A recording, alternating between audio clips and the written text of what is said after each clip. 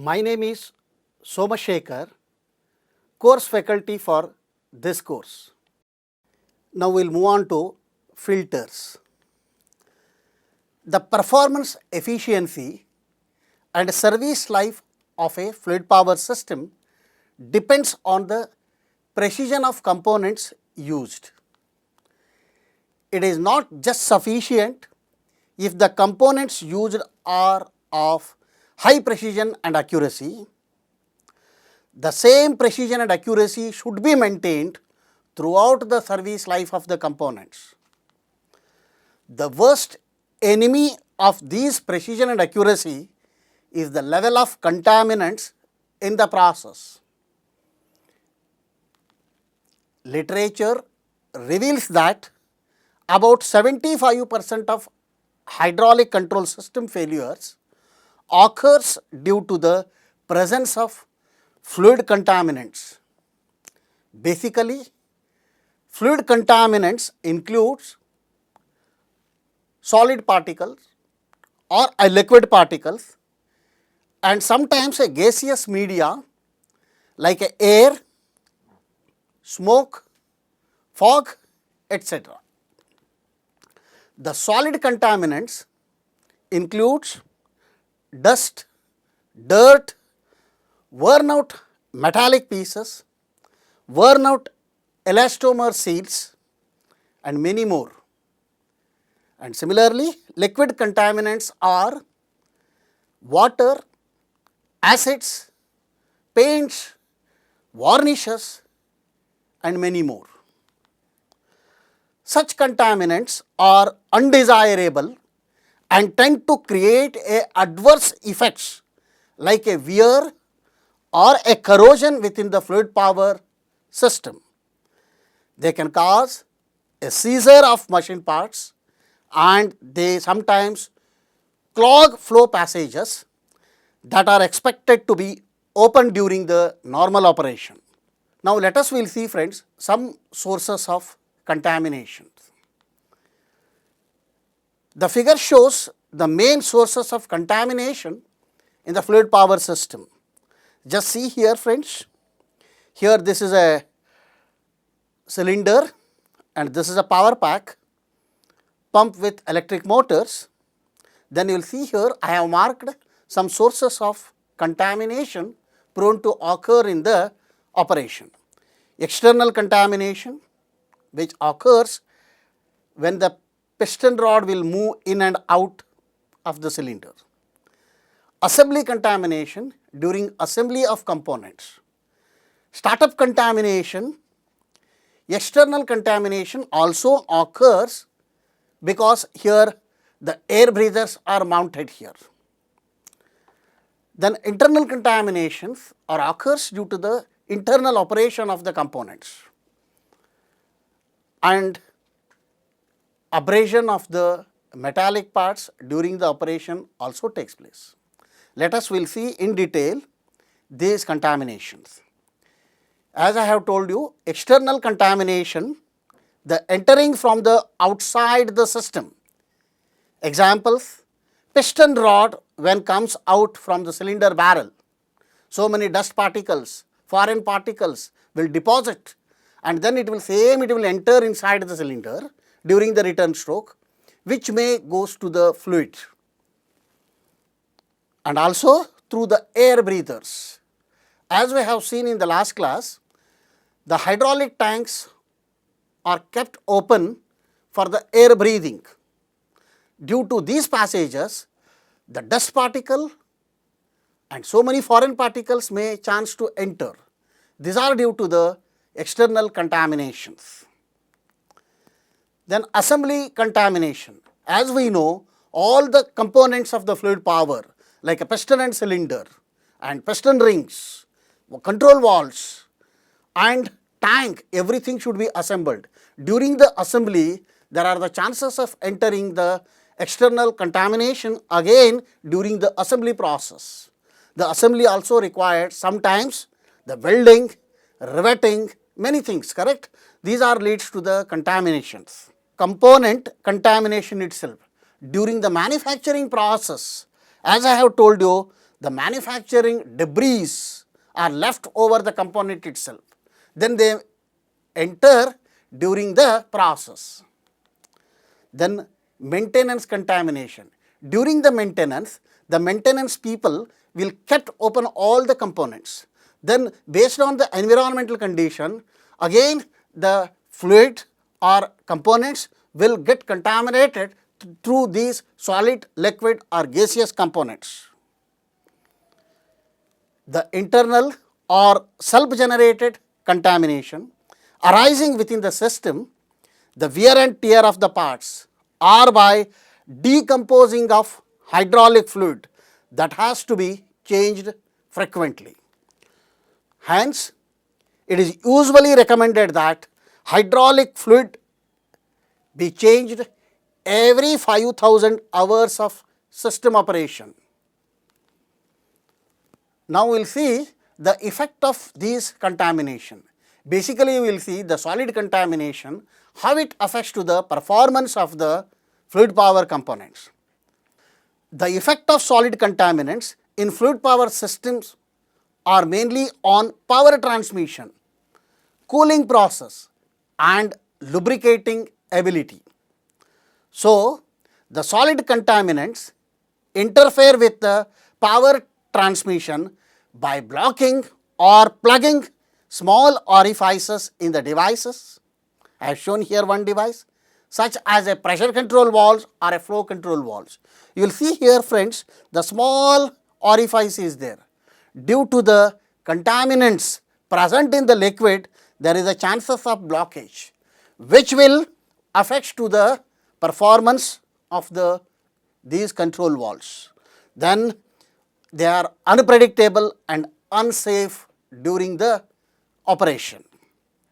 Likewise, solid contaminants interfere with the cooling process by forming the sludges on the walls of the reservoir, or sometimes the return oil will carry the many foreign particles, metallic particles, dust particles and many foreign particles which may enter the tank. And during the process, there is a chances of formation of sludges on the wall, meaning the wall will be covered with the sludges. Then what happens? The heat transfer from the fluid to the external world is very, very difficult. Then you will see here, hence the heat transfer from the fluid to the reservoir valve is slow down, resulting in higher temperature of the oil and then the system. You will see here friends, I have shown the two systems here. One is contaminated system runs very hot due to the particles here, contaminants, as well as the sludges covering all the four walls of the tank. Then here you will see friends, the clean system runs cooler, which is required during the process. Then our objective is to remove all these contaminants as much as possible, or try to reduce these to the minimum level for the higher efficiency. The most serious effect that contaminants can have on the system is interference with lubrication. The third important adverse effect is on the lubrication. A lack of lubrication causes excessive wear, slow response, erratic operation, solenoid burnout and early component failures. Solid contaminants can be divided into three sizes with respect to a particular component clearance. Based on the clearance, the solid particle sizes are divided into three groups. Solid contaminants which are smaller than a clearance, I have shown here the hydraulic component and the clearance between the two matting parts. Here you will see I have marked very, very small particles.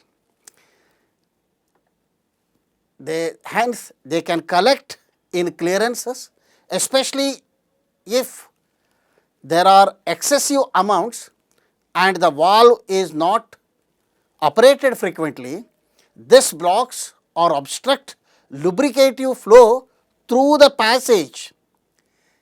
Also, an accumulation of extremely fine dust particles in a hydraulic system is known as a silting.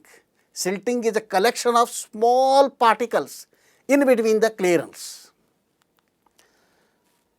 Second one I am showing here.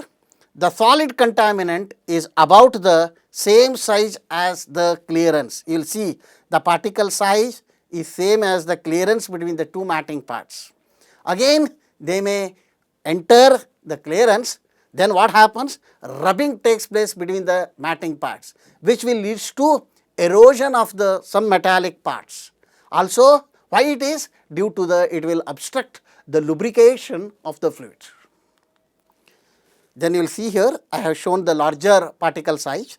Larger solid contaminants can also interfere with the lubrication by collecting at the entrance to a clearance and blocking the fluid flow between the moving parts. Completely they will block the fluid flow between the matting parts. Then when there is no fluid flow between the matting parts, no lubrication, you know the adverse effect of this on the performance of the hydraulic components. As we have seen above, in addition to changing hydraulic fluid on a regular basis, the most common treatment for contamination control within the hydraulic system is to regularly filter the hydraulic fluid internally during the process or externally and then feed to the tank. There are many methods are there, we will see how to filter the fluids. Ordinarily, hydraulic fluid is cleaned using a filter with at least a 25 micron filtration rating, which means that the filter will capture particles that are larger than 25 microns. There is a 25 micron filter. Most clearance between cylindrical parts within the hydraulic system like a spool valves, pistons and cylinders are on the order of 20 microns. So, many hydraulic systems will be designed with a filtration system that are capable of capturing particles that are smaller than 20 microns. Some systems can utilize a filter that is rated as low as 5 micron also. They are very expensive. Please note, lower the filtration rating, the larger is the pressure drop across the filter. This pressure drop needs to be considered when deciding where to place the filters within the design of the hydraulic circuit. In order to ensure that all the hydraulic components should function correctly, a clearance, also called a play, must be left between the moving parts. Wherever there is a moving, the play should be there. Then wherever the gap is there, particles are entering and destroying the dynamic performance. No other way, particles may become trapped in this clearance and lead to malfunction and also to wear the parts. Now, I will show you the approximate particle size for various contaminants. As I have told you, there are solid contaminants are there, liquid contaminants are there and gaseous contaminants are there. The size ranges is shown in the table here. Here you will see friends, particle size in micrometer, they are given. Here particle size in micrometer and then equivalent sizes is given in angstrom. Then analyzer of the particles, the range is given for mass spectrometry when we will use, electron microscopy when we will use, optical microscopy when we will use and sometimes visible in the naked eye. And also designation of the particle size is given like a ionic region when it is, molecular region when it is, then submicron particle region and a microparticle region which range it will covers and macroparticle range which it covers. This table will give the complete information of the particle size and how to categorize these things during the separations. Also, you will see the typical particle and gas dispersions given in this, which includes the solid particles, liquid particles and also the gaseous particles like a smoke, many flying ash and many things are there here. They should be considered before selecting the filters for your applications. Now, I will show you very quickly the effect of particle sizes on critical play in some of the hydraulic components. You will see here again friends, this table will show you the particle size in micrometer. Then there are particles destroying the play between the matting parts is listed here for the gear pump, vane pump, piston pump, servo valve, control valves and bearing surfaces. Now, we will see friends here the gear pump, meaning here gear to side plates, the clearance and particle size is 0.5 to 5 micron. Gear tip to housing is 0.5 to 5 micrometer. Similarly, the vane pump, the tip of the vane, then sides of the vane, piston pump, piston to bore, what is the particle size on the critical play, valve plate to cylinder. Similarly, the control valves like a flow control valves, direction control valve are many, orifices, spool and sleeve, poppets and actuators like a piston and cylinders and motors also. Then you will see the hydrostatic bearings, what is the effect of particle size on the critical play, which is 1 to 25 micrometer.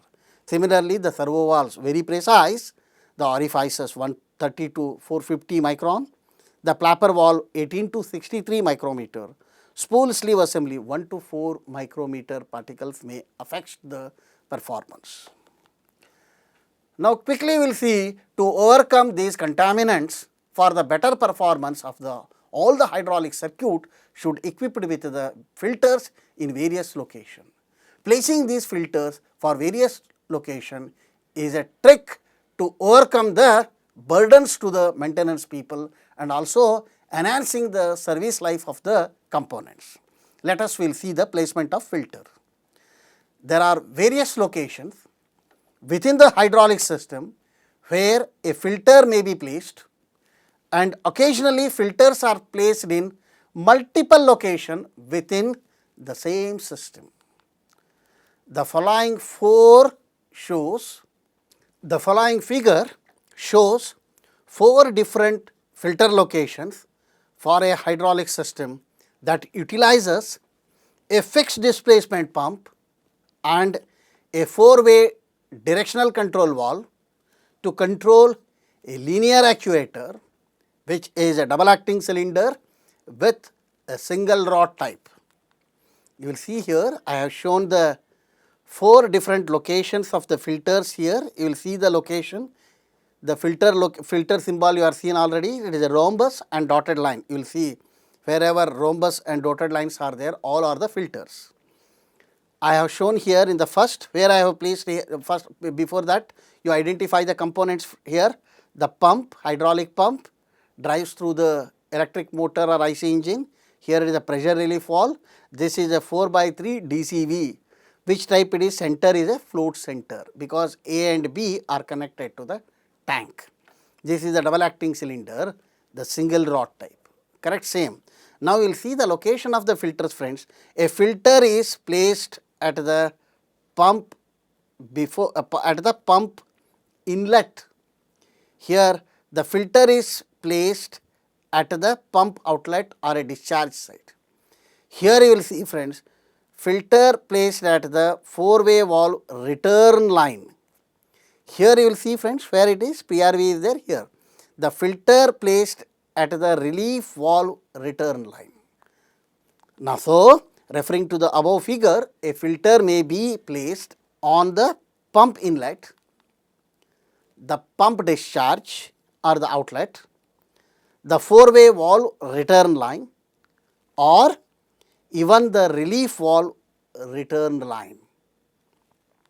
Let us will see one by one what is the effect and what is the use of placing the filter in the different location. First one, as you have seen, the placement of filter at the pump inlet. You will see here figure A illustrates a hydraulic system where the filter is located at the pump inlet. Pump inlet is a section, that is why it is also known as suction line filter. Already we know that the reservoir is frequently equipped with the strainer in this location, and the difference between the strainer and a filter is not precise.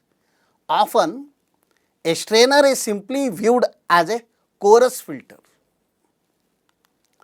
One advantages of putting a filter at the pump inlet is that the pump is one of the most expensive components in the system, and pre-filtering the fluid that enters the pump will reduce the chances of pump failures. It is also true that if the pump begins to experience an adverse wear due to contamination, by its very nature of the pump will distribute these newly created wear particles throughout the rest of the system, thus enhancing the chances of breakdown and downstream contamination. Another advantages of putting a filter at the pump inlet is that the fluid pressure at this location is low, because always the pump inlet is atmospheric pressure 1 bar, which means that a low pressure filter may be used, thus reducing the cost of the filter and the chances of pressure failure in the system. A disadvantages of locating the filter at the pump inlet is that filter will create a pressure drop, which may cause a cavitation or vaporization of the fluid that enters the pump. Such fluid conditions are generally undesirable, and the likelihood of them occurring will be enhanced when the filter is dirty and when the pump is generating a high flow rate. Then placement of filter at the pump outlet site. The schematic B illustrates a hydraulic system where the filter is located at the pump outlet or the discharge site. A filter in this location is designed to withstand a high pressure. Always the pump outlet is high pressure, which is generated through the resistance to the flow from the actuator. So, the filter should withstand a high pressure and is used primarily to protect a downstream components from debris that either pass through the pump or generated by pump wear. Placing a filter in a high pressure line has the advantages of being able to use a finer filter compared to filter that is used in a low pressure line, since the high pressure is available to move the fluid through the filter element. The disadvantages of using high pressure filter is the cost and reliability of the filter itself. Such filters require a special design consideration and are less frequently available than low pressure filters.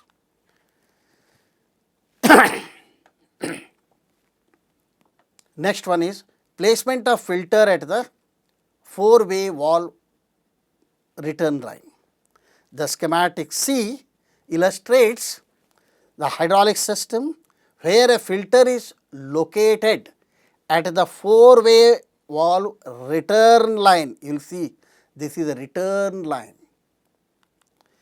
A filter located in this position is used to remove contaminants that are generated in the working elements of the circuits before the contaminants reach the reservoir.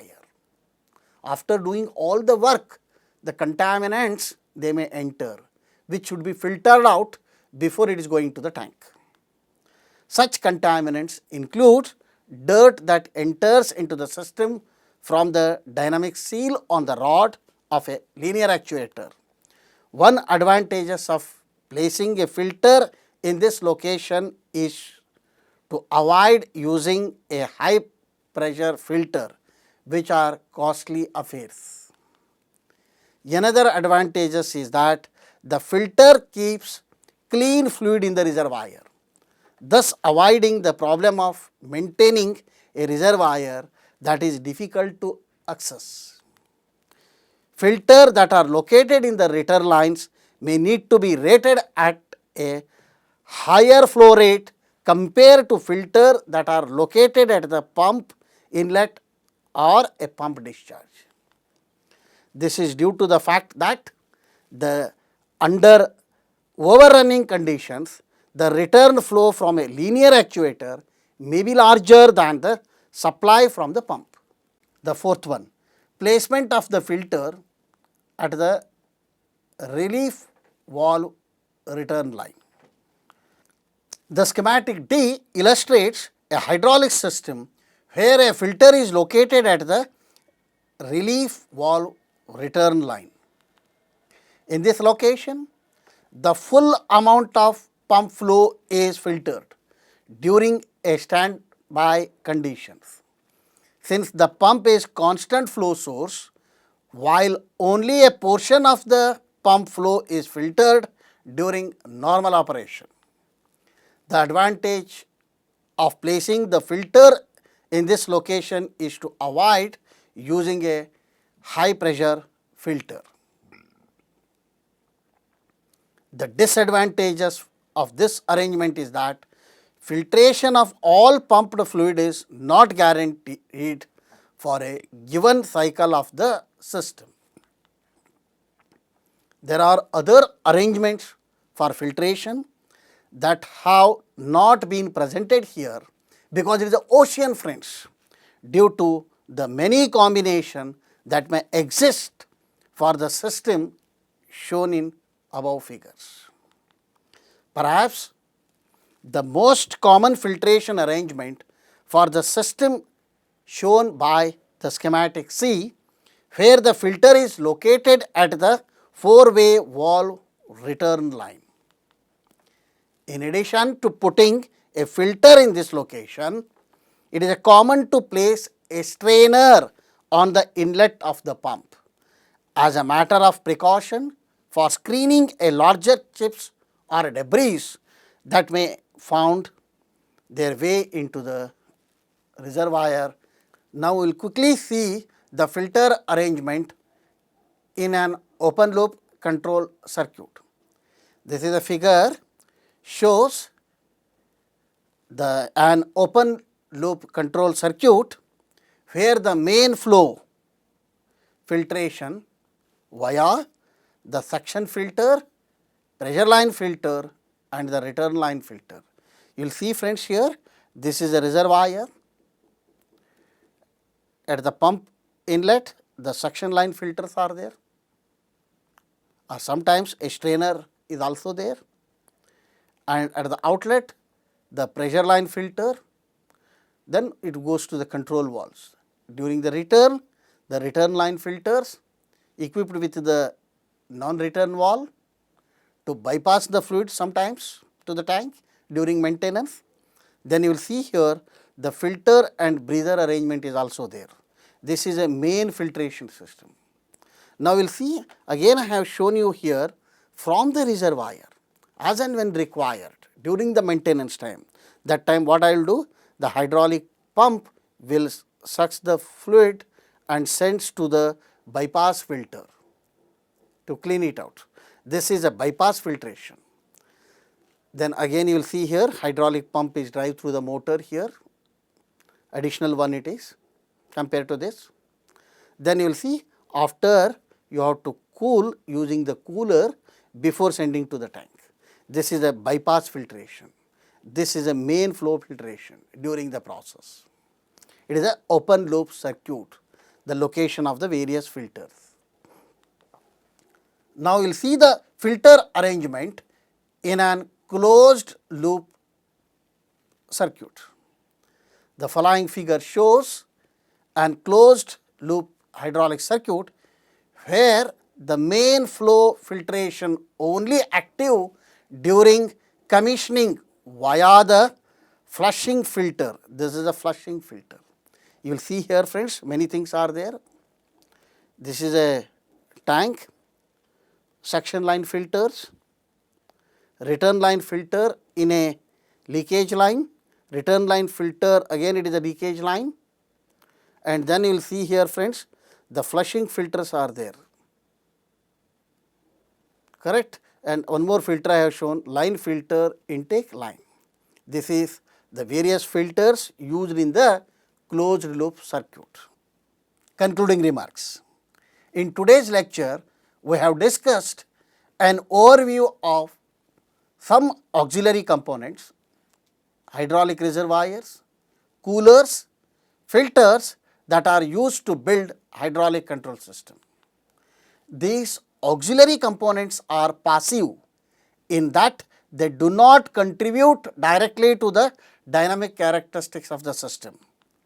However, without giving a thoughtful consideration in the design and specification of these components, the hydraulic system may experience a large inefficiencies or a premature failure. So, in this lecture, we have discussed in detail the following: hydraulic reservoirs we have seen, the functions, construction, types we have seen, pressurized and non-pressurized. In non-pressurized, again a open and closed type, and what are the elements involved in the reservoir we have seen. Then coolers, the functions, construction, types, again air cooled and water cooled we have studied. Filters, the functions, construction, types like a strainer, suction line filter, pressure line filter, return line filter, along with their location in open loop and a closed loop circuits. Okay, friends, we will stop now and see you all in the next class.